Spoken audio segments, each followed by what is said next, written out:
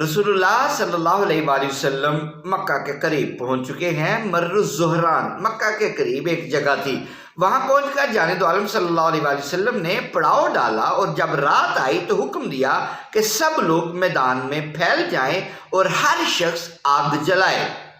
اس حکم کا مقصد یہ تھا کہ اندھیرے میں دور سے دیکھنے پر بہت بڑا لشکر نظر آئے۔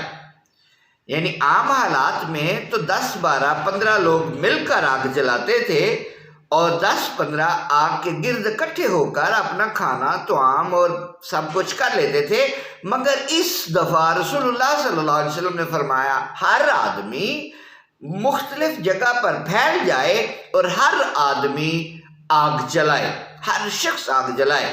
اس حکم کا مقصد یہ تھا کہ اندھیرے میں دور سے دیکھنے والے کو لشکر بہت ہی بڑا نظر آئے اور دشمنوں کے رعب۔ اس حکم کا مقصد یہ تھا کہ اندھیرے میں دور سے دیکھنے پر بہت بڑا لشکر نظر آئے اور دشمنوں کے دلوں پر رعب اور ہیبت طاری ہو جائے۔ صحابہ نے ایسا ہی کیا اور وسیع و عریض میدان میں 10 12 ہزار الاؤ روشن کر دیے۔ دور سے دیکھنے پر یوں لگتا تھا جیسے لاکھوں کا لشکر خیمہ زن ہو۔ آپ ذرا اندازہ کیجئے، آپ ذرا خیال کیجئے، تصور کیجئے کہ 12,000 افراد ہوں تو اندازہ لگانے والا جب اندازہ لگائے گا کہ ایک آگ کو جلانے پر 10 آدمی ہیں، تو جب وہ کیلکولیٹ کرے گا تو اس کی نظر میں تو لاکھ سے زیادہ افراد بن جائیں گے۔ دور سے وہ بہت بڑا لشکر نظر آ رہا تھا۔ اب اہل مکہ کو معلوم ہو چکا تھا کہ جانب عالم ایک عظیم الشان لشکر کے ہمراہ مکہ کے قریب آ پہنچے ہیں، اس لیے 3 آدمی ابو سفیان، حکیم ابن حزام اور بدیل ابن ورقہ صورتحال کا جائزہ لینے کے لیے مکہ سے نکلے۔ اتفاقاً نگہبانی پر مامور دستے کی ان پر نظر پڑ گئی، انہوں نے ان تینوں کو گرفتار کر لیا اور جانب عالم کے پاس لے چلے۔ راستے میں حضرت عباس سے ملاقات ہو گئی۔ حضرت عباس اور ابو سفیان کے مکہ میں بہت اچھے تعلقات رہے تھے، اس لیے انہوں نے ابو سفیان اور اس کے ساتھیوں کو اپنی تحویل میں لے لیا اور جانب عالم صلی اللہ علیہ وسلم کی خدمت پیش کرنے کے لیے لے جانے لگے۔ جب حضرت عمر کے الاؤ کے پاس سے گزرے تو حضرت عمر کی ابو سفیان پر نظر پڑی تو ان کے غصے کی انتہا نہ رہی، کیونکہ مسلمانوں کی بیشتر مشکلات کا سبب یہی شخص تھا۔ چنانچہ اس کو دیکھتے ہی بآواز بلند گویا ہوئے، یہ رہا اللہ کا دشمن ابو سفیان، الحمدللہ کہ اللہ تعالیٰ نے اس کو ہمارے قابو میں کر دیا ہے، جبکہ ہمارا نہ اس کے ساتھ کوئی پیمان ہے اور نہ کوئی معاہدہ، یعنی اس کو قتل کرنے میں ہم بالکل آزاد ہیں۔ پھر حضرت عمر اٹھے اور جانب عالم صلی اللہ علیہ وسلم کو یہ خوشخبری سنانے جلدی سے چل پڑے۔ حضرت عباس نے یہ دیکھ کر اپنی رفتار بھی تیز کر دی اور حضرت عمر سے پہلے جانب عالم صلی اللہ علیہ وسلم کے پاس پہنچ گئے۔ اسی دوران حضرت عمر بھی آپ پہنچے اور عرض کی، یا رسول اللہ، اللہ تعالیٰ نے دشمن خدا ابو سفیان کو ہمارے ہاتھ میں دے دیا ہے، اس لیے مجھے اجازت دیجیے کہ میں اس کا سر قلم کر دوں۔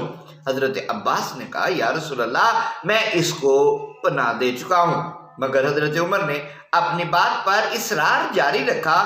آخر حضرت عباس کو غصہ آ گیا اور حضرت عمر سے مخاطب ہو کر گویا ہوئے، ابو سفیان میرے قبیلے کا آدمی ہے نا، اس لیے تم بڑھ چڑھ کر بول رہے ہو، اگر تمہارے قبیلے بنی عدی کا فتح ہوتا تو یوں باتیں نہ کرتے۔ چونکہ عباس اب تک مکہ میں رہے تھے اور اہل کفر و شرک کے بارے میں حضرت عمر کے جذبات و احساسات سے ناواقف تھے، اس لیے وہ یہ سمجھے کہ حضرت عمر یہ باتیں قبائلی عصبیت کے زیر اثر کر رہے ہیں۔ اگر وہ حضرت عمر کی دلی کیفیات سے آگاہ ہوتے تو کبھی بھی ایسی بات نہ کرتے۔ حضرت عمر نے کہا، نہیں عباس، یہ بات نہیں ہے، خدا کی قسم جس دن آپ اسلام لائے تھے اس روز مجھے اتنی خوشی ہوئی کہ اگر میرا باپ زندہ ہوتا اور اسلام لاتا تب بھی اتنی مسرت نہ ہوتی، اور اس کی وجہ محض یہ تھی کہ رسول اللہ کو جس قدر آپ کے اسلام لانے سے خوشی حاصل ہوئی تھی، اتنی مسرت میرے والد کے ایمان لانے پر یقیناً نہ ہوتی، مقصد یہ کہ میں تو رسول اللہ کی خوشیوں کا متلاشی رہتا ہوں، وہ مسرور ہو تو میں بھی خوش ہو جاتا ہوں، وہ ملول ہو تو میں بھی ازردہ ہو جاتا ہوں، اس لیے میں جو بات بھی کرتا ہوں وہ رضائے رسول کو مد نظر رکھ کر کرتا ہوں۔ تعلقات اور رشتہ داریوں کے پیش نظر میں نے کبھی کوئی بات نہیں کی۔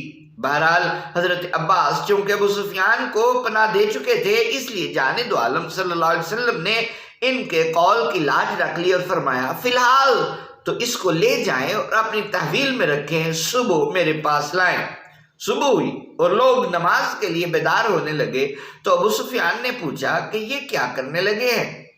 حضرت عباس نے بتایا کہ نماز پڑھنے کی تیاری ہو رہی ہے۔ ابو سفیان نے لوگوں کو انتہائی نظم و ضبط سے اٹھ کر وضو کرتے اور بعد جماعت نماز پڑھتے دیکھا تو بہت متاثر ہوا اور کہنے لگا عجیب اطاعت کا مظاہرہ ہے، محمد صلی اللہ علیہ وسلم جس کام کا بھی حکم دیتا ہے سب بلا چن و چرا اس پر عمل کرنے لگتے ہیں۔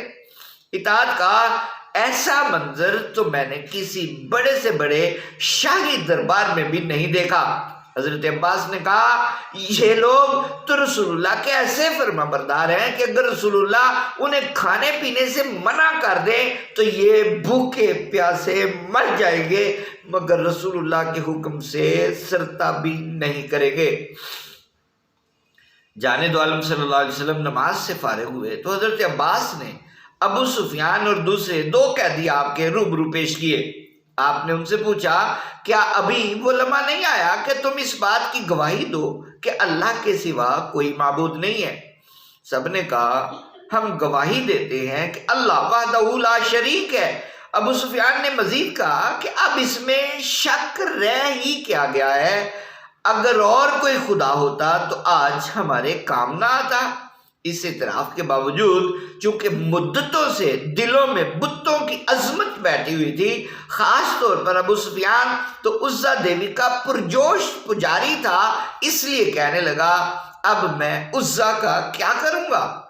جانب عالم نے تو کوئی جواب نہ دیا، البتہ حضرت عمر خیمے کے دروازے سے لگے کھڑے تھے اور باتیں سن رہے تھے۔ انہوں نے ابو سفیان کی یہ بات سن کر باہری سے ہانک لگائی اب عزا پر بیٹھ کے قضائے حاجت کیا کر۔ ابو سفیان کسیانہ ہو کر بولا عمر تو بڑا بد زبان اور فحش گو آدمی ہے، چپ کر اور مجھے محمد سے باتیں کرنے دے صلی اللہ علیہ وسلم۔ جانب عالم صلی اللہ علیہ وسلم نے فرمایا یہ بھی گواہی دو کہ میں اللہ کا رسول ہوں۔ حکیم ابن حزام اور بدیل ابن ورقہ نے تو بلا توقف یہ شہادت بھی دی، البتہ ابو سفیان کہنے لگا کہ اس بات میں ابھی مجھے کچھ تامل ہے، اس لیے فی الحال رہنے دیجئے۔ حضرت عباس نے کہا یہ گواہی بھی جلدی سے دے دے، ایسا نہ ہو کہ رسول اللہ کو تیرا سر قلم کرنے کا حکم دینا پڑے۔ حضرت عباس کی تحریض و ترغیب پر ابو سفیان نے پورا کلمہ شہادت پڑھ لیا اور مشرف با اسلام ہو گیا۔ اسلام لانے کے بعد ابو سفیان نے پوچھا یا رسول اللہ اگر قریش آپ کے مقابلے پر نہ آئیں اور کسی قسم کی مزاحمت نہ کریں تو ان کو امان مل جائے گی؟ جانب عالم صلی اللہ علیہ وآلہ وسلم نے فرمایا ہاں، جو شخص ہمارے مزاحم نہ ہو اس کے لیے امان ہے۔ حضرت عباس نے سرگوشی کی یا رسول اللہ ابو سفیان جا پسند آدمی ہے، اگر اس موقع پر آپ اس کی کچھ عزت افزائی فرما دیں تو خوش ہو جائے گا۔ دریائے رحمت جوش میں آیا اور فرمایا من دخل دار ابی سفیان فہو آمن، جو شخص ابو سفیان کے گھر میں داخل ہو جائے اس کے لیے بھی امان ہے۔ اللہ اکبر، جس شخص نے اب تک مدینہ منورہ میں جانب عالم کو چین نہ لینے دیا، کبھی یہودیوں کو بھڑکا دیا، کبھی عربوں کو مدینہ پر چڑھا لایا، آج وہی شخص ایک قیدی کی طرح بے بس ہے اور اس کے لیے یہی انعام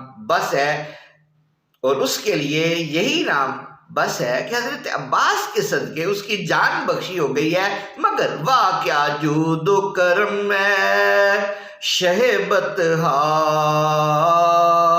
تیرا، واہ کیا جود و کرم ہے شہ بطحا تیرا، کہ تو نے اسی دشمن جان اور عدو امن و امان کے گھر کو دارالامان کرا دے دیا.